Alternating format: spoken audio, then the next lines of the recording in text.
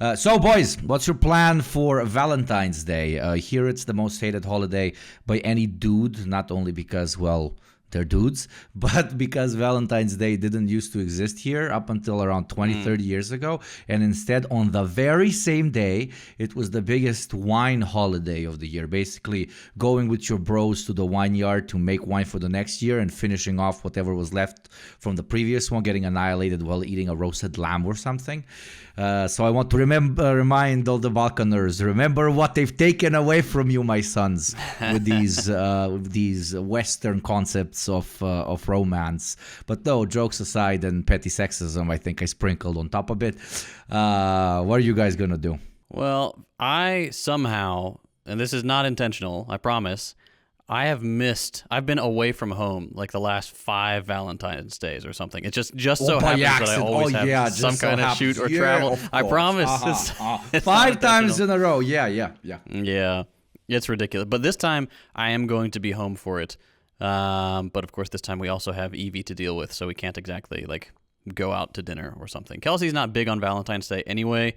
She would much rather have flowers or something or like a surprise date any other day of the year because it's like, okay, you thought of it because it's Valentine's Day. Congratulations. But the rest of the year is fair game. True. I love it when people think wise. dating apps are the reason behind the commodification of love. They're like, dating apps are ruining love. They're commodifying everything. And it's like, Valentine's Day has been around for a while. Like every movie is based on like a highly commodified ideal of what love is. So, I mean, Absolutely. With my partner, like we tend to go out for dinner very, very often throughout the year, and she always is the one who cooks. So for Valentine's Day, I end up being the one who cooks. So it's kind of an easy pass because you make you being a lazy cunt for 364 days in a year into a romantic gesture by cooking for the one day. So that's my trick that I'm sending out. But yeah, as one time said, sneaked in very astute analysis. I don't, to an extent, romanticism, not in the literary sense, but what we call romance now has always been just a massive amount of sexualized virtue signaling that you're sending your partner to kind of make up for all the real shit, quote unquote, that you haven't really given enough time or consideration in your relationship for the past decades. But I lit some candles and put some fucking rose petals on the bed. So now the heart beats faster and you forget all the stupid toxic shit you've done before. Yeah, gotta love Valentine's Day. We love ruining every holiday that you can imagine on this show. That's our specialty. Pretty much. But anything else going on, boys? I have a couple of important questions. First, since we have an official Canadian on the show, I'm going to need an answer to Trailer Park Boys versus Letterkenny real quick. Oh, Trailer Park Boys, because I haven't... Thank that's God. the only one of those Okay. I've watched. Letterkenny's fun, but Trailer Park Boys has captured my heart. I've watched it all the way through like 5 times. Fuck, it's bud? probably my favorite show. Fuck, bud, eh? I just watched, just before this, I was eating lunch and I watched Shit Blizzard episode where Leahy springs Cyrus and the other dudes out of jail, and Julian's handing out guns to Corey and Trevor, and he gives one of them a sawed-off, and Trevor's like, "Julian, this is a pirate's gun," and that kills me every single time. If you've ever seen the show, if you've never seen the show, please, for the love of God, watch Trailer Park Boys. And I've joked in the past that if my channel ever just like starts to tank, I'm going to turn it into a Trailer Park Boys analysis channel, and that will be the final iteration of Second Thought. But I'm glad we have your blessing, acknowledging the superior Canadian television program. Yeah, you gave me Vietnam flashbacks of my youth days, my youth degeneracy days. Watching, just walking around saying, "I'd have a dart." No, yeah, the Dart Squad, the Dart Squad, Yeah. eh, bud? Oh, if you want me to, Okay, like, explain me talk what the fuck whole is the Dart episode- Squad? Darts are like cigs. Ah, Yeah, okay. and a Dart Squad is just like a group of friends who smoke darts. Okay, so all In the my mid- friends. in the middle, okay. in the middle. Yeah. Like, just I was gonna say this sounds like you Gopnik. All right, question number 2. Are you boys? I think I know you Gopnik's answer. I believe we've fought over this before. But are we sparkling water stands or nah? Because I've been exposed to a new one called Rambler, which is a Texas local sparkling water, and it absolutely slaps. Apparently, it's Texas limestone filtered. I'm looking at the can. I don't know what exactly that means, but it sure do taste good. You got me. You hate sparkling water, right? No. I mean, I used to hate it, but Andrew Tate once said the only smart thing this man has ever said.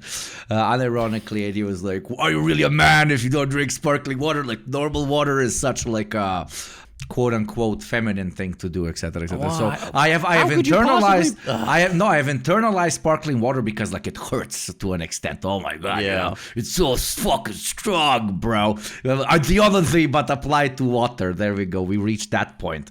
I mean, you're already, that's why I started. You're already leftist Andrew Tate. Just look at your avatar, and you're in like Eastern Europe. You're in Eastern Europe, and the anti-Tate. Yeah, my girlfriend recently went to Romania to work, and she walks into the hotel, and the first thing she turns on the TV, and the first thing she sees is like a piece on the Tate brothers. She's like, "Oh my god, like this is the proper Romanian experience, I guess." But yeah, it reminds me when he was talking shit about how he can just walk everywhere in the Balkans and nobody can absolutely touch him because he has money, and then they arrested him and he stayed in jail. And but now everybody forgot that, etc., etc. But in the UK, he never, for example, had any consequences for his very disgusting and fucked up behavior and actions, illegal actions as well.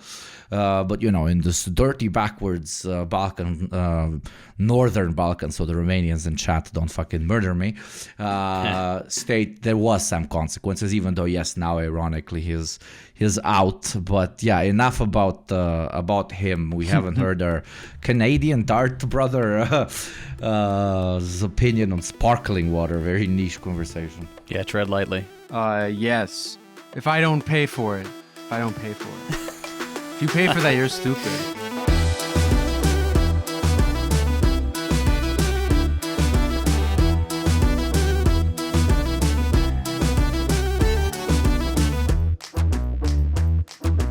Hello everyone and welcome to yet another episode of the Deprogram. Today we're joined by a dear friend of the show who should have been here a while ago, but hey, time zones, am I right?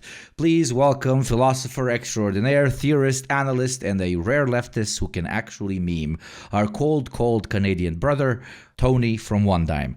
Welcome, my friend. Please tell our audience a little bit more about yourself before we begin. Yeah, thanks for having me. It's been a long time in the making. I've been fucking with y'all for a while. Yeah, like I remember you, Gopnik. I remember when you had it, when your channel's avatar was literally a guy with a vodka glass, or I think it was just a hand with a vodka glass. Oh my God, that's ancient Gopnik lore. Yeah. Yes, that was back in the day. Yeah, and you liked one of my old videos back when I was not actually good at video making.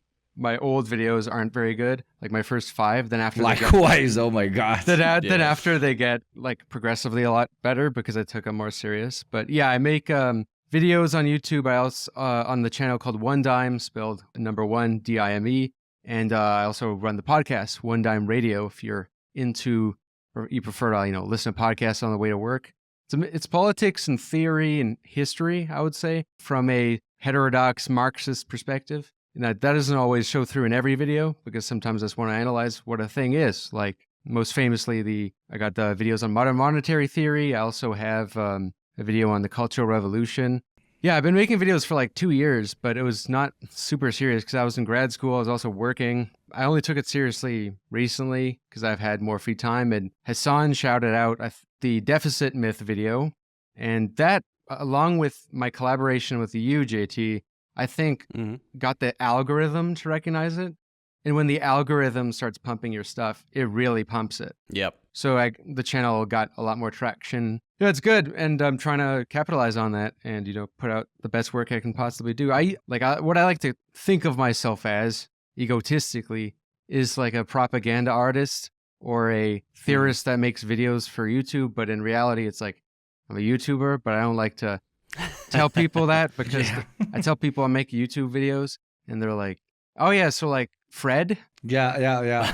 But isn't it also dangerous when you say, "Oh, I do politics online and I do political commentary online"? Because a lot of people in my circles, at least, immediately associate that to like right-wing chuds or like conspiracy theorists. So they start threading super lightly around me as well, because they're like, and then depending on how much I know them, I kind of say, okay, it's kind of left, kind of close to like the Bernie Sanders stuff. And then if you really know them, you go further on. Yeah, I didn't want to put my name out there or anything or face for a while, just because the baggage that comes with that, politically or job wise. But then eventually I got in this dilemma where I needed to publish stuff. I had all this work that I wanted to publish, and I was like, oh, I can't just keep a fake name forever. So I use what is close to my real name anyway, because I was published in this book called Underground Theory with a bunch of authors who are mostly no names like myself, but some big ones like Slavoj Žižek. Ever heard of him? Ever heard of this guy? And that's cool. Basically, that's how that's happened. It's really hard to be anonymous and do theory and write stuff. So, but anyway, at the end of the day, I realized like the government's not going to care. Like the government's not going to. They know who you are. I mean, I was a little spooked out by your story, JT. Like the feds visited your house, and I was that was weird. Yeah, that can't happen. But I try to be implicit. I don't try to. I have a lot of my stuff is obvious, but some of the messages in my videos are implicit rather than explicit. So really, I'm just a good old Canadian boy who loves his country. I'm just a small bean. I'm just a little birthday boy. I'm too small and funny to be a national security threat. Yeah, that was my thing too. It's like, man, I am at the extent of what I can do as a faceless YouTuber. Like, if I want to connect with people, I need to, be a human being. And so that was a call that I made. And for the most part, I think it's been a good decision. People do seem to connect a little bit better with an on-camera personality. But yeah, it does come with its own bag of risks. Yeah, I tried deliberately to detach my personality from the channel, but there's limitations with that, as you said, because really what sells on YouTube is personalities, and there's a huge parasocial dimension to YouTube. Yep. So, but what I've been trying to do is establish my like real quote unquote personality, Tony, because my name's Tony. I go by Tony C.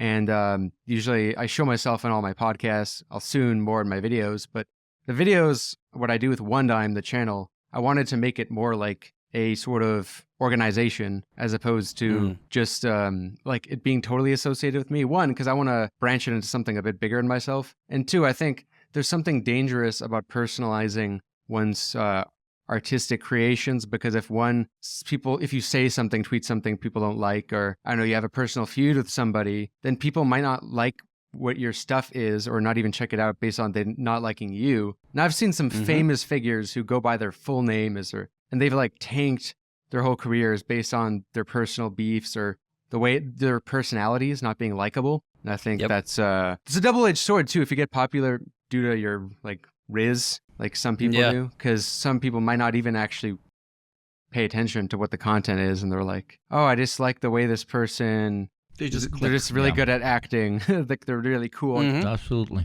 Speaking of theories of Riz, let's start with something controversial in far left circles that probably 95% of non-nerds have never heard of. MMT.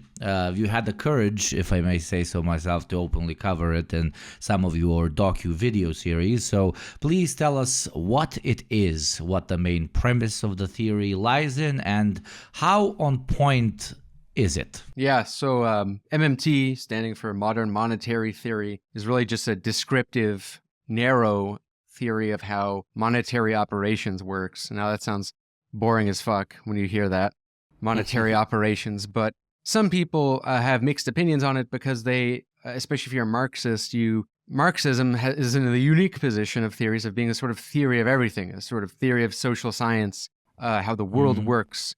And MMT is just not like that. MMT is simply a very narrow theory of how spending, inflation, and currency works. And it's based on pretty much a conglomeration of all the historical findings we've had on money. A lot of stuff we've known from Keynesianism, neo-Keynesianism, but it's very different from that as well. It takes insights from anthropology on the history of money, and as well as how we actually know how money's literally made, on the key through keystrokes in a post-fiat currency world. Like ever since we stopped using gold and actual commodities, it's typed in the keystrokes. So I don't know, as I mentioned before, I have the video, The Deficit Myth is actually my most popular video on the channel. I would have never expected that to be the most popular one.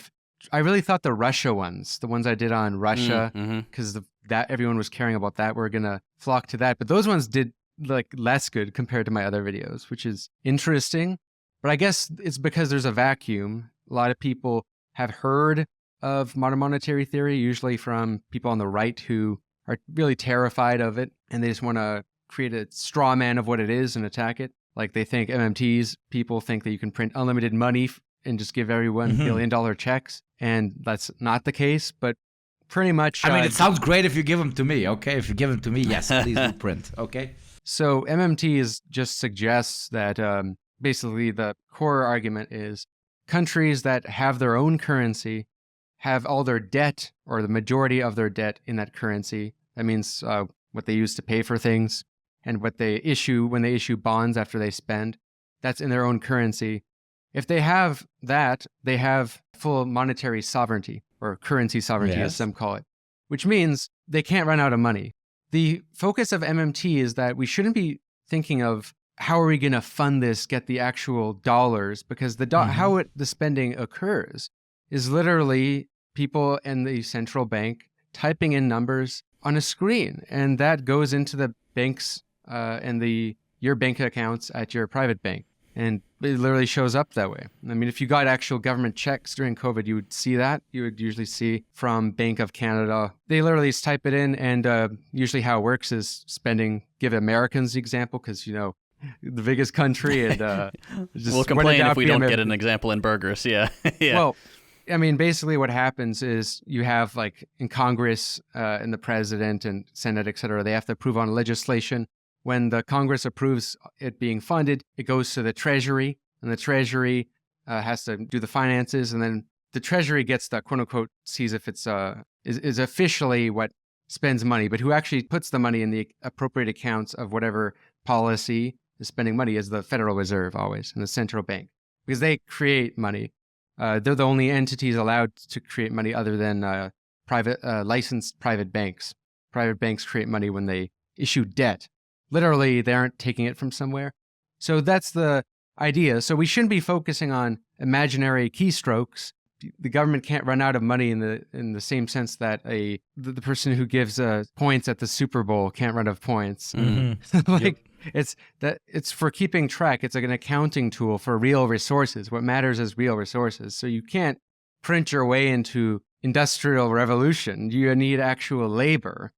You need actual resources. That's what matters. And I think it's compatible with Marxism. It's just on the face of it, in many ways not, because Marx only talked about commodity money. So people sometimes are confused why Marx didn't arrive at these conclusions. But I mean, Marx, when envisioning communism, he talks about a post-money world, a world using labor vouchers as opposed to money that you can run out of. And so the idea of understanding this is quite crucial, even if you're Marxist, I think, because it's a descriptive theory. MMT isn't a politics. There's people who are proponents of modern monetary theory who have a politics, but that is different from MMT having a politics itself, which it just doesn't. So it can be adapted by people who are Marxists, social democrats, right-wing nationalists. Anyone can really use its insights if you accept its core insights. But the issue people have that I think why some people on the left might object to it, is mainly on the Marxist side of things, is because a lot of its proponents are social democrats. And I would agree with them. I don't think... they immediately associated with it. Yeah, we tend to do that a lot.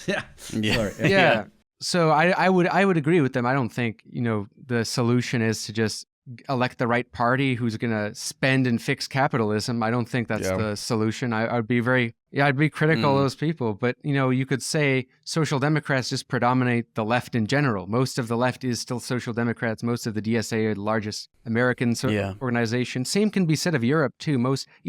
There's a joke with Western European countries that the socialist parties are social democrat parties and the communist parties are like democratic socialist parties.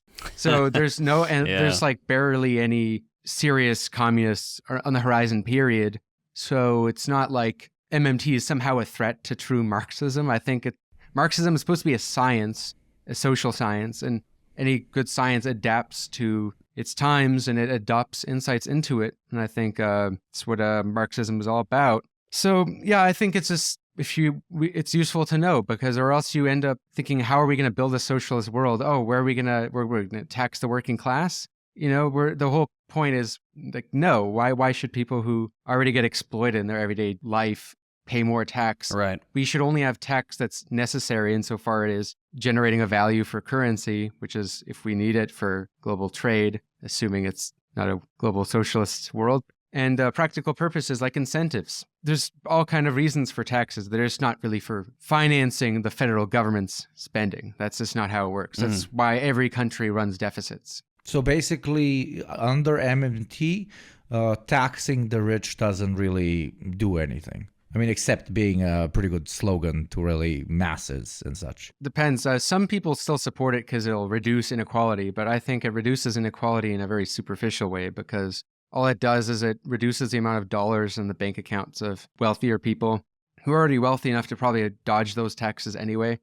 Some naive social democrats like to point out that under Roosevelt or golden age of capitalism that people paid 95% tax rates, but that's actually not true whatsoever. The rich always would dodge taxes and it would fall back on the upper middle class, generally in petite bourgeoisie. I don't think there's just so much better ways to ameliorate inequality. I talk about that in my video, The Problem with Taxing the Rich. At the end, I start off about it in a way that might be attractive to like right-wingers. They'll think, yeah, taxing the rich is BS. Then I go in there, explain MMT. Then after, I'm like, actually, the solution is in Marxism, which is in private property. Like, I don't think, you just expropriate everyone's private property. But what I mean is, at the very least, you have limitations on how much private property you own as a measure, a transitory measure to a post-capitalist world. Because, we don't want to create a counter-revolution by just taking people's homes. That's crazy. Taking even people who live in places should already stay there.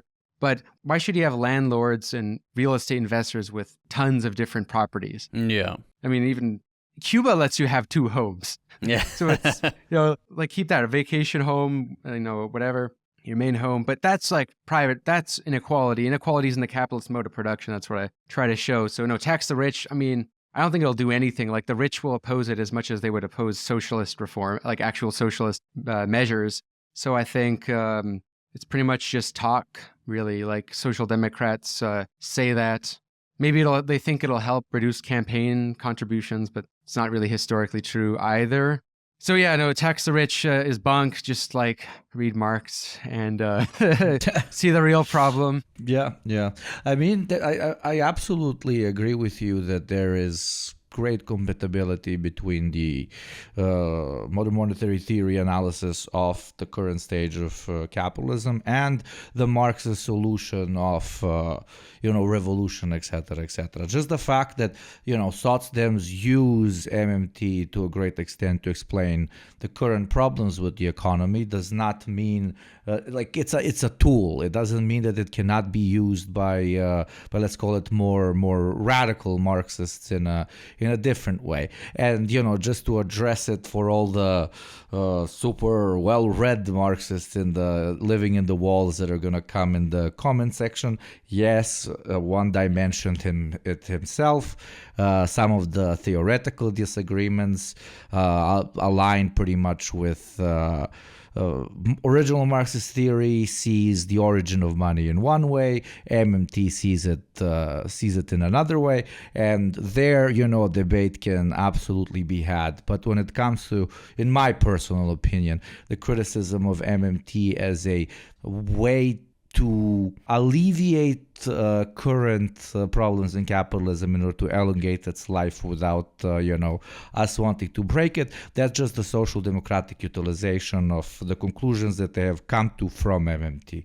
It's not something that is necessarily natural, quote unquote, to MMT. That's worth clarifying, because I know people will be typing. They'll be, what about the Global South? What about the Global South? Well, I mean, it's already incorporated in there. You have your own currency and all your debt in that currency. So a country like Mexico, for example, has its Mexican peso, but a lot of their debt is in US dollars, euros, and Canadian dollars and other currencies, because they rely on other currencies for things like importing food, and which is bizarre because, they have productive capacity. That's great. So why would they be doing that? Or other things like technology. When you have a sort of global imperialist trade dependency, a lot of global South countries are in this trap where they need foreign currency to finance some of their most crucial things. And the Mexican government can't print foreign currency. No government can print another currency as counterfeit. So it needs to rely on other dollars. And then that screws their exchange And where rate. do the dollars come from? Right. Well, some people will say that MMT is only applicable to the United States. And I debunked that in the videos, but also in a podcast called Arguments Against MMT. Well, you can debunk it simply by looking at the likes of Japan. No one uses the yen outside of Japan. And they have the highest debt to GDP ratio in the world. Debt to GDP ratio, not just overall debt. And they've had no real problems with that. Some people have a really hard time explaining this. They'll say, well, Japan is just weird. They watch a lot of anime. I don't know. They're just Which weird. is true. So they just Japan doesn't count as an example. But I mean, okay. Well, some of the the Marxists in the crowd might recall the Soviet Union. The Soviet Union was interesting because they went through multiple different currencies and they spent tons of money prepping for their war economy, to develop their industry, to develop their education. They went to space. They competed with the U.S. They did all these crazy things, and this is not a rich country. They never worried about running out of money. They were worried about resources. That's why Stalin was like, where are we going to get this grain so that we can give something to the European countries so we can get artillery? That's real resources. But Stalin wasn't like, where's the money coming from? Khrushchev wasn't like, how are we going to fund money to go to space? He was like, nah, we need people who are astronauts. It's not rocket science, really. But some people have a hard time really wrapping their head around it regarding the origins of money, particularly because, unfortunately, Marx, he had a bit of limitations due to his time. They didn't have access to the anthropology we have now. So he took a theory of Adam Smith when it came to the origin of money, which is related to barter. But that's actually wrong from all the anthropology we know today. I have a video on that called Origin of Money. But I mean, this is how, Marx himself in German Ideology and in various texts outlines that Marxism's a evolutionary science that needs to adapt itself to things. It has a politics, but it also has a way of understanding the material world. Yeah, so was it, correct me if I'm wrong, originally, the source of money, according to, I guess, anthropologists and MIT, asserts that money's role was kind of as a unit of account for credit and debt before commodity exchange even emerged in the first place. Yeah, or exactly. I'm oversimplifying. I mean, I am oversimplifying, but no, you have the core idea right. I mean, people think that you had real money and then you had fake money, but in reality, it's like you had quote unquote fake money, then you had real, quote unquote real money, which is commodity money. Then you had fake money again, if you want to call it that. But people use all sort of things as money. They use clay tablets, tally sticks, chocolate. Yep. At one point, people have used all kind of things as currency. It's an accounting tool to measure debts. It's really all it is. But another thing that people say is MMT is bourgeois because it comes from bourgeois thinkers or people who are not necessarily communists. Although one of them, Bill Mitchell, is definitely he called himself a Marxist sympathizer, but the other guy, Warren Mosler, was basically a banker prior to pioneering MMT. He actually figured out a lot of his insights by knowing so many people at the Federal Reserve and seeing how it all worked, and it really clicked. And he said, "Oh well, we have all these other insights. We actually create a theory that concretizes all of this insight into a updated theory. So that's what's called modern monetary theory." Mm-hmm. But some people will say, "Is bourgeois." And that as if that's supposed to hand wave away MMT value that can come from the analysis, this one or right. The other. Yeah. I would remind people that Marx took his biggest inspiration from bourgeois thinkers, and he saw himself as kind of building off of bourgeois thinkers like Hegel and like Jean-Jacques Rousseau and thinkers of the Enlightenment, of the bourgeois revolutions. But he saw that we needed to go beyond them because liberal thinkers, while liberalism was a huge step up, Marx is not anti-liberal, he's not illiberal, but he thinks liberalism doesn't have a way out of capitalism, and capitalism is our biggest limit the next limit to emancipation, to freedom, to enlightenment, which is what a lot of the, with some exceptions, with the Enlightenment thinkers didn't really figure out. So yeah, it's bourgeois. That's a really weird attitude. I mean, it's like denying so much science due to being bourgeois. You know, there's a brief period, actually, under Stalin, a brief period where there was a rejection of quote unquote bourgeois science, but he abandoned that as soon as they took the war effort seriously. And yeah, don't get me started on bourgeois art as well. Like, I don't even want to go there. Yeah. Let's not even go there. But what I mean is, even Stalin, who was like considered the most like fanatic when it came to anti-bourgeois stuff, he even, you know, came to his senses after a certain point and brought back the quote unquote bourgeois specialists and used every means necessary to develop Soviet Union against the Nazis. So what I mean is, why not take everything we can get? Like, take the latest science. Like, what are we going to ignore? Quantum physics because it's bourgeois? What is that? Right. Yeah, derive value where you can, and just don't forget what your goals are, right? It's a tool. No, the capitalist is going to build, sell us the rope that we will hang them with, but we cannot use hanging techniques developed by the bourgeois, God damn it. But absolutely. Moving on to actually now it became a relevant conversation.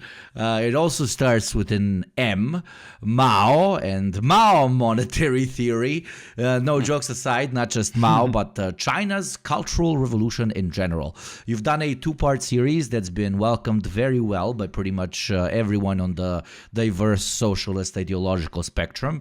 Here at the show, we make it a big point to openly talk about the mistakes of past socialist experiments as a means to learn and adapt to our current reality. So let's start with that, the negatives, I guess, of that era of Chinese and Marxist history. What were some of the things that went wrong, and most importantly, why?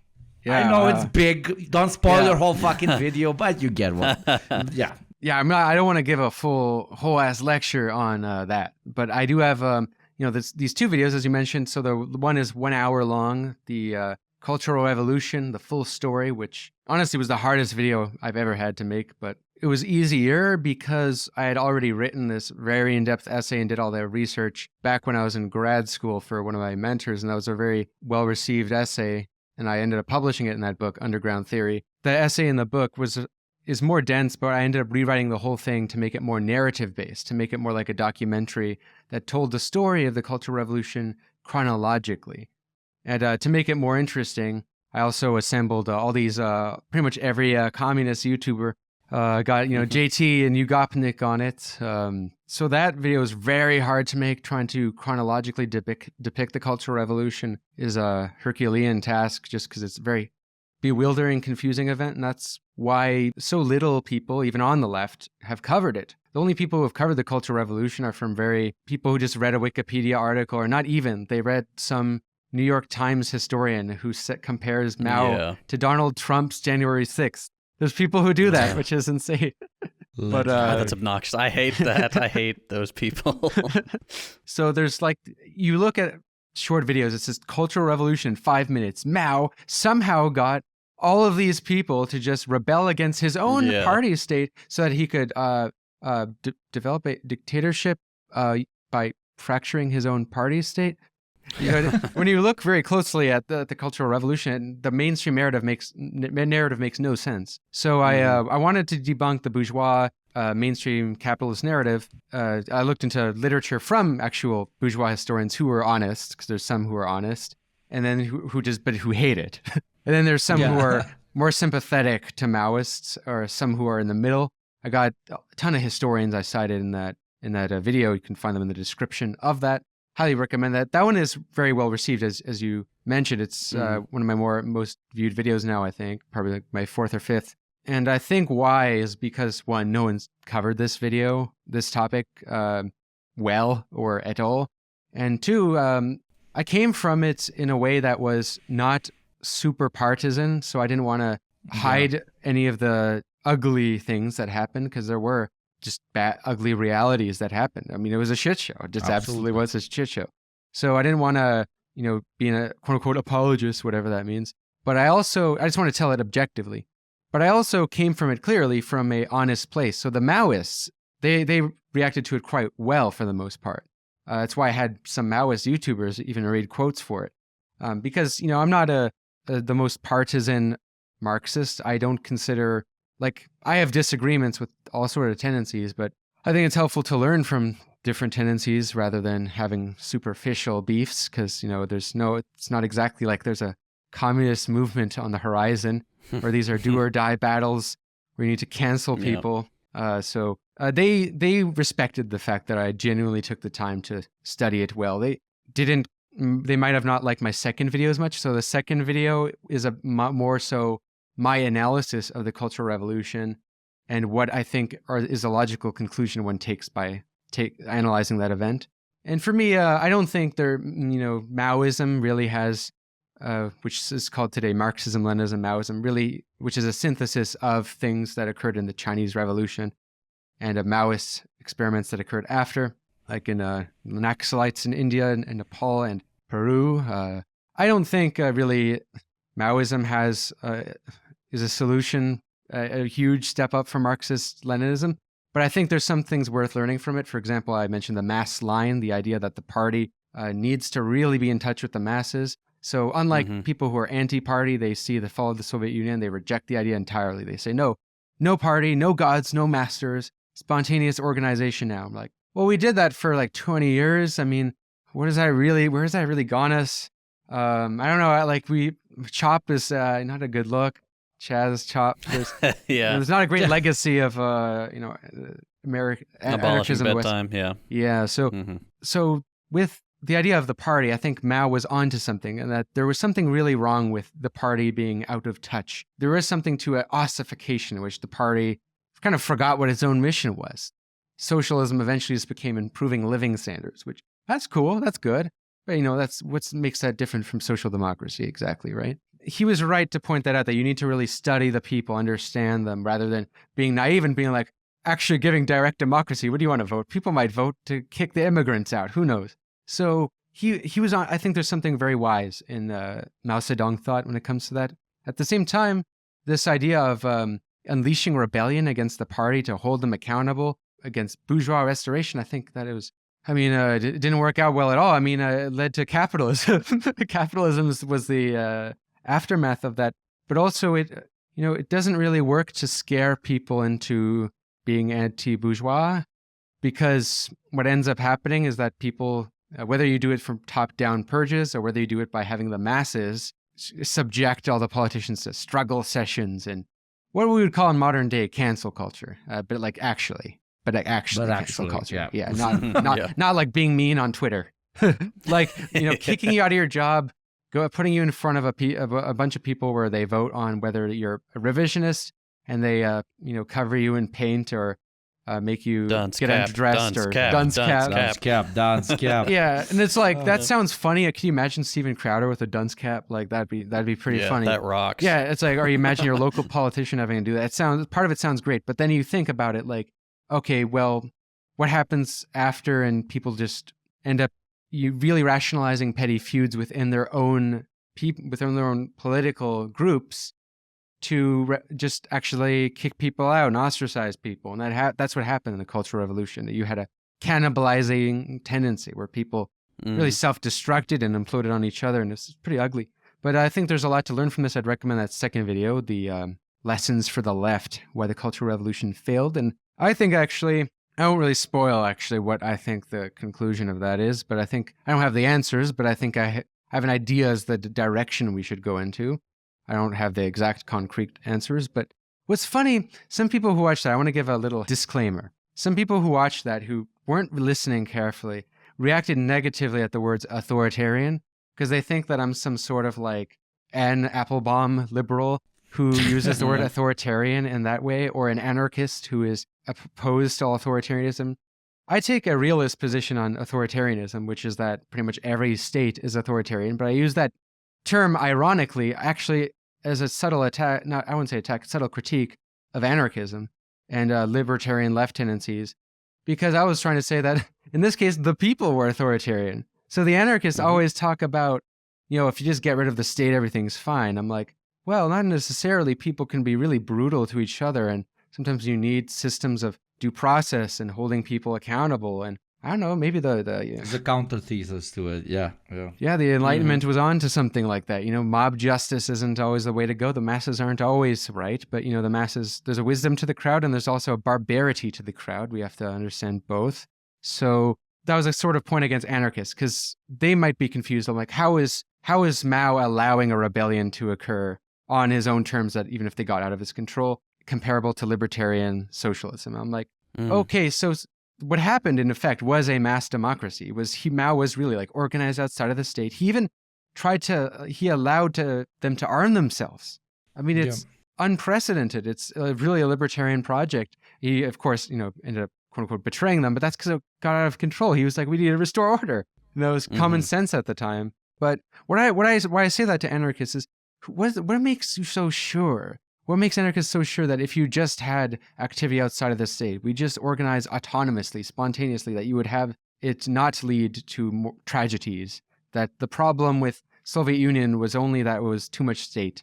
I think, there was certainly problems with the Soviet Union and like excessive purging and tons of things I could go all day about. But I don't think the solution is necessarily to just have unmediated mass action. I think there's something psychologically very risky to that, and that was what I was trying to point out. It's a type of phrase that gets you screwed from every single line of thought nowadays. Yeah, to an extent, the thing ironically or unironically. The thing about Tony's videos, dear listener, is that you see this pop up, you're like, oh shit, he's gonna do something. He's a revisionist. And then you watch, you're like, God damn, he did it again. He did it great. He made a great video again. I can't be angry at this. You wanna fucking hate it, but no, you don't, because it's like very, very well made and very well researched. Yeah. And very attempts to. I know here we believe in ideology, and there is no such thing as unbiased, but as unbiased as potentially possible, while still and non-partisan, while still you can feel that it's coming from a class conscious mind, and the intent is nothing but wanting to positively learn from our past, from our mutual past, in order for us to, I mean, as cliche as this sounds, but genuinely, it's fucking important not to repeat past mistakes to the best of our ability, because obviously future movements and future revolutions, if the big guy upstairs wills it, depend on their own material, ideological, and just societal realities on the ground. So it's going to be a question just how much of that past knowledge we can adapt to it. But for sure, it's going to be more useful for you to have as realistic of a perspective of what happened in the past, in order for you to have a higher chance of having more to utilize when it comes to movement building currently or in the future. Now that we've talked about our complicated past, let's look to the future, what I always much more prefer to talk about. My favorite video of yours is about our post-capitalist future, where you don't just read out 20th century literature on what this could look like, but you include current and realistically projected technological advancement in your analysis. So tell us a bit about that hope pill, if possible, into a few of these. All guesswork, of course, but still good goon fuel. No, sorry, hope fuel. Oh, both goon and hope fuel. Yeah, so I believe you're referring to the Planet of the Robots video. Actually, I did a little collab with JT there. Yeah, that was fun. I remember that around that time you told me you're starting this podcast before it started, and I was like, it's so unexpected. It was like the randomest collab. It's like the guy who used to make how what would happen if the mosquitoes all died. I hate that video so much. And then you have like the ultimate crossover. I was like, holy shit, this is fucking sick. The Planet of the Robots video. I was trying to envision. I mean, what are the futures beyond capitalism, or just the futures from today within how capitalism could transform into something worse or to something better. I plan to make more videos like that, where dive into alternatives to capitalism, what they actually look like.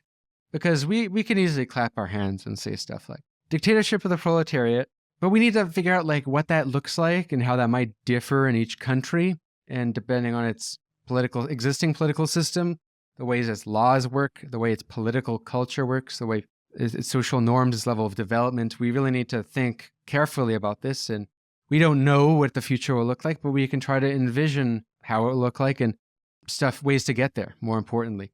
As for hope, so I have a very different outlook on hope and stuff. That might be a little strange, but I think hope is cope. I don't like hope. I think hope is a concept that's like a little bit like the inverse of doomerism, which doomerism is the same thing. They're both based on fate. They're both based on a sort of destiny, when in reality, nothing is certain. I believe history unfolds, and there's subjects that unfold, people who can choose to take to advantage of historical moments and seize the moments, capitalize on them, and build politics out of them. So it's up to people. I think we say, do we have hope for the future? I think there'll be plenty of opportunities for revolutionary, transformative politics, for new movements. But it goes both ways. It could be that could be fascism, that could be all sort of things. I think that it's up to people to build a politics, be very strategic in how they not only get the right ideas, but also make those ideas appealing to people. Not sacrificing the correctness of the ideas, but being strategic in how one frames those ideas. That is very important because God knows the left needs better propaganda and better framing, because some people really don't know how to appeal to regular people. And as Mao said, you got to study the masses, which in our days means going to World Star on Instagram and going on the comments section and looking at the comments. Yeah. That's how you do field research. That's practice. I'm just going to add World Star at the beginning of every single one of my videos in the future. I think the algorithm would fucking love that from the first second. But that leads us exactly to like the final question, to an extent, of today's conversation. From 1 to 10, how toxic do you think the online left, quote unquote, funnel is? And why? Please give me your most toxic of rants. How toxic the online left is. People think a lot of the issues to do with the left are like something innately online. I don't really think so. I think if we look at something like the Cultural Revolution, we can see that a lot of the tendencies that like call-out culture, dogpile culture, are inherent to, I would say, people, especially younger people, and mobs. And the thing about which you get with the online sphere is you get a mob, but it's mob without the good things of a mob, which is the collectivism, the collectivity. You get a swarm. You get like a disconnected swarm of bees, a digital swarm. And I think there's something quite insidious about that. Now, a scale of 1 to 10, maybe it's pretty bad. It's like a 6 or a 7, but it's not terrible, because I think it's also the right is pretty disastrous as well. The left has this issue, though, that they have a more moral tendency, which is also the strength of leftists, because they have a more sense of justice and morals. They tend to give a shit about things that are important in the world that they're not actually in their interest to do so. If it was in my interest, I would not make videos about politics, let alone theory and history and politics. I would do like hip-hop drama. I'd do 50 Cent versus Ja Rule beef. That's what I would be doing. So, but toxicity, it is toxic because I think who dominates the space. There's, it's getting better. What I like is that there's a revitalization of people like y'all who are not throwing the baby out of the bathwater when it comes to the history of socialism, or actually, trying to analyze like what worked. What I sometimes would caution against is not replacing one sort of one-dimensional anti-communist narrative with another one-sided narrative that assumes we understand exactly why things went wrong and what the answers are. Because increasingly, when I first started making videos, I thought I just want to like propagate anti-capitalism and Marxist socialistic perspectives. Then eventually, as I started learning more and I returned back to grad school and started doing more of my work and really figuring myself out as like a developing theorist, I started thinking, well, we don't actually have the answers to a lot of things. It's very complicated. The left has been in crisis, since the fall of the Soviet Union, but in the Western world, since before that, much before that, it has all these obstacles we need to study. What I try to do in my videos is touch on these subjects and then point people to the literature and to podcasts that people, if they want to learn further, because we only have so much time in the day, I can give people the nuggets, right? There's a funnel. Like you said, Ugopnik, in your video, like your video on LeftTube or whatever, which is that there's a sort of different roles. People have different roles. They might cover some content and interject socialist perspectives. Yeah, but I structure it as a funnel because that's my background and that's how I see propaganda. But exactly. What I would say though is people, especially who talk about the stuff more, should like read about stuff that they are talking about more. That would be helpful, especially the streamers. Like, what I just think in general is it depends how seriously you take yourself. So there's some people like Hasanabi who openly say like, I'm an entertainer and I just have political opinions, and it's like, yeah, respect. Like, so people who like try to cancel him for whatever because he has a house or something, and they'll say like, I think that's just stupid. Like, that's redonkulous. Like, why are you holding up like holding him up like he's Vladimir Lenin or something? And I don't think that's what I'm doing. What I'm doing is also I'm not a revolutionary. Like, I'm a guy who studies theory. I'm a theorist who just does videos to try to reach people. And I don't see what I'm doing isn't like activism.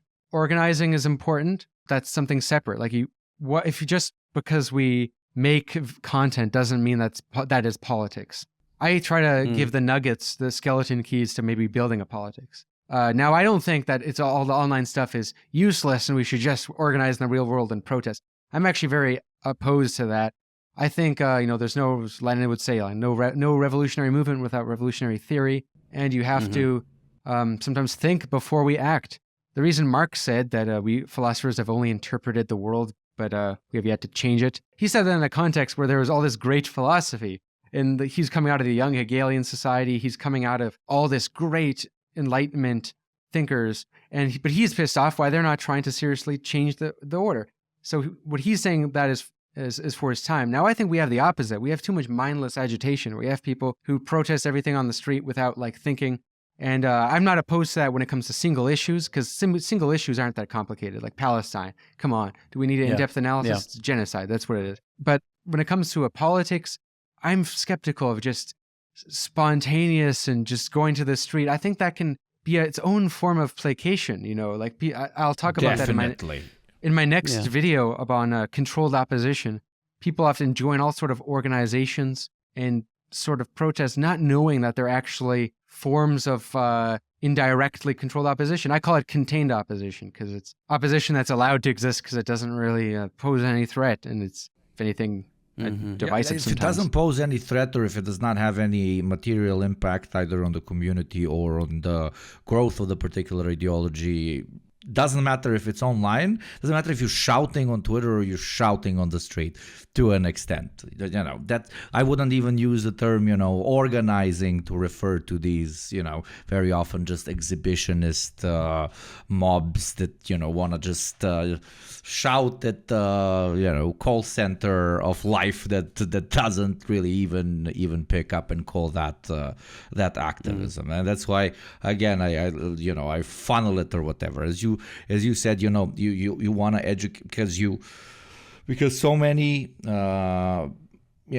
tend to be very loud, and yet before being so loud, they did not really engage in what they are talking about. In this case, properly read, properly analyze, properly get to the deeper conclusions, if we can use that lib term, when it comes to the topics that they cover or the topics that they organize, quote unquote, around. Some others concentrate on just introducing basic class consciousness to people, which is insanely important. Which, for example, I think JT's video does very well. I try to kind of direct things at some of the cultural problems that you might be experiencing are also linked to the to the capitalist superstructure, etc., etc., etc. All of these, as long as they contribute to we talked about this in the previous episode, I believe, as well, as long as they contribute to impactful organizing on the ground, and they're actually doing something. But you introduced a very important caveat, and this genuinely nobody talks about, because even we might make the mistake on the show sometimes, because we always try to push people towards organizing, but sometimes, which is extremely important, obviously, but sometimes what is defined as organizing is just doing online stuff offline, which is not organizing. Or taking food out of the trash can and feeding it to homeless people, that's not organizing. Or, going and spraying pig's blood on a wall of another communist party that it's revisionist isn't organizing. Sometimes organizing is like nothing. Like it really depends. Sometimes it amounts to nothing more than a club, a fan club. But I would give a really good historical example. So with the German the SPD in Germany before it became super like right wing, or the Spartacus League with Rosa Luxemburg, communist parties in Italy, for example.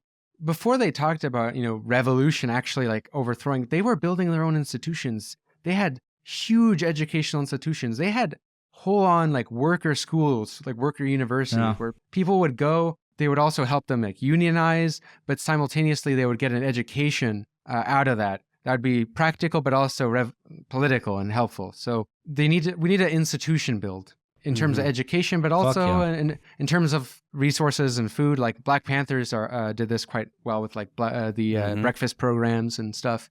Because, I mean, let's say there is a collapse of the state or whatever happens, who knows? We need to have infrastructure for when there is no state that people can depend on. Because or else why would you trust, people trust the parties or the party or coalition of party, however it ends up looking. Because I think in a country like America, it would realistically be a coalition of left parties because it's such a big country. Why would people trust you? Yeah, absolutely. You need to feel like you're competent of organizing something and that you've been around for a while. You built the trust of people. I'm skeptical of just going on the street and like, especially when it comes to promoting a politics. When it comes to opposing something, is a little different. Promoting a politics, because there's this phenomenon we have to really grapple with of communists who, former communists who become like right-wingers or liberals. There's a lot of examples and it's interesting. I talk about it in my upcoming video on controlled opposition, probably going to be out when you're hearing this video. There's people like Van Jones who are on CNN anchors. He was a former Maoist. You have Bill Kristol, former Trotskyist, become neocons. Or it was Irving Kristol, yeah. You have this Trotskyist neocon pipeline. You have the Maoist to Democrat pipeline. It comes out of burnout. A lot of people, they get in too early. They get overly excited about agitation without thinking about what their politics are, without building the organizations necessary. And they go and agitate and then they experience a sort of disenchantment. And then as a result, they have this very negative affiliation with their past socialist experience. And they adopt a right-wing politics almost as a way of coping with that. And that's dangerous because let's remember, Mussolini was a former communist and he became a fascist. So it's not like complete, and one can say, he was never a real communist. Like we could say that, but we don't really know. And what I mean is, not to say that people become fascists if they just, go on the street. But what I'm trying to say is, one needs to, I think about why they support a politics, what that is, and collectively build institutions, organizations, and sort of that's what I see. We're doing our part, like as you say, we're like we're like the wall posters. We put up posters on the wall, like we're the equivalent of that in the old times. We do propaganda. I see myself doing theory and propaganda. Like the YouTube is essentially like propaganda in the positive sense, of course, just like education, but clearly political, because nobody's unbiased. Yeah, you don't have to play this to our listeners. They know they're being propagandized too much. and then on the podcast, I try to do more like niche theory. So that's for like the partisans. The podcast is for the partisans who want to really learn about stuff more deeply, and a lot of them become patrons after who want to get extra stuff where I talk about like nitty gritties. You're also in the tavern, and you're debating and speaking about the stuff that goes into the leaflets. I'm just sitting in the corner writing the shit down on the leaflet so I can print it later and throw it around. I really try to keep my toes in both the academic world and in the online world. It's very hard to balance, but it's taught me so much about both realms because academics. There's a lot. I know so many communist academics who. They talk a big game about wanting to radicalize the mass, and some of them believe in stuff like direct democracy, or they always say reaching the masses, but they don't do that at all. Like they write books that barely anyone reads, except other academics or at best theory enthusiasts who might not even read it. They might have it on their shelf. to collect dust. Check the spine, check the spine. Right. Yeah. So I think there's something to be said about we need to have people who are between both worlds a bit, or else you can get a ossification of YouTube and the activist sphere where people might not have nuance when it comes to politics, and because theory really helps us with the tools to understand dilemma and ways to get out of it and envision alternatives and learn history and mistakes and all that good stuff, all that fun, super fun stuff. But what has taught me is that there is a big difference between describing things how things are in their full totality, then inevitably having to oversimplify things for the audience. And that is a very hard task. The only video where I didn't get to water things down was the Cultural Revolution video, the big 1 hour one. Most videos, like, you have to inevitably oversimplify, and that's fine for a wider audience. That's fine. But academics, so many of them dismiss YouTube. They say it's where a bunch of YouTube is for idiots. It's like social media. Why would anyone go there to learn? That's where you watch Smosh or Mr. Beast. And I'm thinking, like, how do you expect to reach people exactly? Like, no one reads newspapers, so you need to have a foothold in both a bit. So I try to be like this intermediary, and it's difficult. Let me say that. Yeah, I mean, that's something that I've talked about when I've been with, DSA or CPUSA, and they're like, why aren't we growing? I'm like, you guys, you have like a journal that nobody reads, and I've begged you to please just make thumbnails for your videos on the YouTube channel, like things like that. It's like I did a couple videos for CPUSA, and it's just me, like an awkward frame of me with my mouth half open looking at the camera because they didn't make a thumbnail for it. They just pulled it from the video. I'm like, you guys, like, if you want to grow or reach people, you have to use the modern tools at our disposal. Like, this is kind of like what we were talking about at the beginning of the episode here. It's like, make use of what you have. If you want to reach people, reach them where they are. Use the tools that successful neoliberal propagandists use. Like, do what Johnny Harris does. Like, that's how you reach people on YouTube. That's or better example directed at academics. There's one Canadian professor. He you know what he did? He just sat in front of a camera and said his theories. Out of which, when it comes to socio-economic and political analysis, very reactionary theories. And oh my God, he's literally one of the most influential, quote-unquote, academics on planet Earth right now. Yeah, J.P. Peterson and so on. Maybe Billy, the communist from the same Toronto University or wherever. Vancouver, was it? Where was J.P.? He was at U of T. U of T, thank you. Yeah. Maybe you could have done that on the fucked up, for the kids TikTok dance internet thingy, and you would have achieved, even if you would have achieved 5% of as much exposure as he has done, you would have, done more than your part for the ideological growth of that you want the people to, the ideological direction that you want people to go into. But no. For academics, internet bad. For YouTubers, academics, nerds, for all physical on-the-ground organizers, all the other ones LARPers, and we all just, piss next to each other without creating a unified stream that can actually make a nice, thick river. That was a very weird allegory. That was one of your best. You got. I'm gonna clip that piss one together. Yes, but unironically, yes. Yeah, absolutely. Well, look, I'm gonna be a cowboy communist here for a second. My horse drinks from the same trough as yours, partner. Why are we? That we're all in this. It's cheesy to say, but we're all in this together. Make use of the tools you have. Organize with people who do things differently than you do. It shouldn't be as hard as it is to build some pillars on which we can actually construct a brighter future. But here we are. Yeah, I love it when you have some Marxists on the internet who say stuff about Richard Wolff. They're like, he's not a real Marxist. He's watering down Marxism. He's actually ruining Marxism because he's promoting a oversimplified revisionist version of it. And I'm thinking my mom watches Richard Wolff, and she doesn't read books about any of this. Like, Richard Wolff is accessible, and the fact that he's been able to popularize socialism is one thing, okay? Marxism and favorable views of Lenin. He's done that on a huge scale. That's massively impressive. It's kind of like Varoufakis is another of those public intellectuals. who I think does great Big work. fan of And both. yeah, and also those who have the audacity to think they're so much smarter than Richard Wolff because he's so much less pure than they are. I mean, the Yeah. irony is Richard Wolff is an Althusserian. He's written he's written tons of academic papers about some of the most sophisticated Marxists, like Louis Althusser and stuff. He's a very sophisticated guy. He just deliberately is able to water down his message in a calculated way. There's something to that. I think there's something to lowering your power level, so to speak. Like it's to remain accessible, which is very different from changing your ideas to be popular. Because Exactly.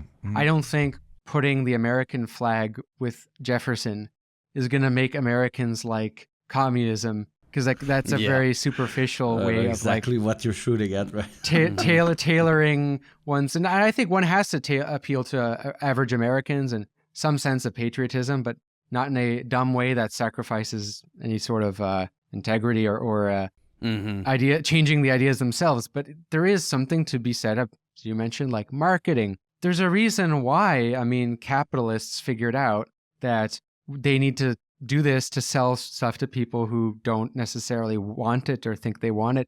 And we as socialists think we're so high and mighty because we have the correct ideas that if we just tell them to the people, that they'll just accept them because we're morally so good. And it's like, that's not how moral perception or morals really work. It's not how people's minds work. And it implies that there's no continuous pushback and a multi-billion-dollar propaganda machine that is spewing the most reactionary rhetoric into millions of people's ears every fucking second of every minute of every day. So, we don't need to adapt to that reality. The only thing we're really doing is converting, normies into people with class consciousness. Well, the reality is far more complicated. And sometimes half of the job is uprooting reactionary mentality in order for you to plant any sort of fucking basic class consciousness. But no, we are smart, so we win because we're smart. Yeah. And challenging the left. That's the big thing that I've been moving towards because I've realized that we haven't really figured stuff out. And there's a lot of self-destructive tendencies that have, I think, infiltrated the left that have come from spaces that we might not realize.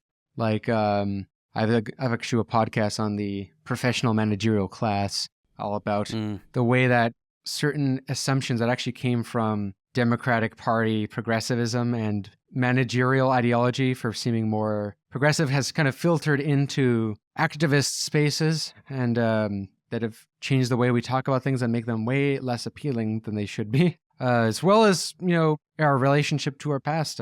As we said, challenging the left is good from the left, from a kind space, because I think there's a problem where some people realize these problems on the left and they become disenchanted and they become like reactionaries. They say, why I left the left or whatever. And then it doesn't help that we have a really bad, uncompassionate culture when it comes to dealing with disagreement.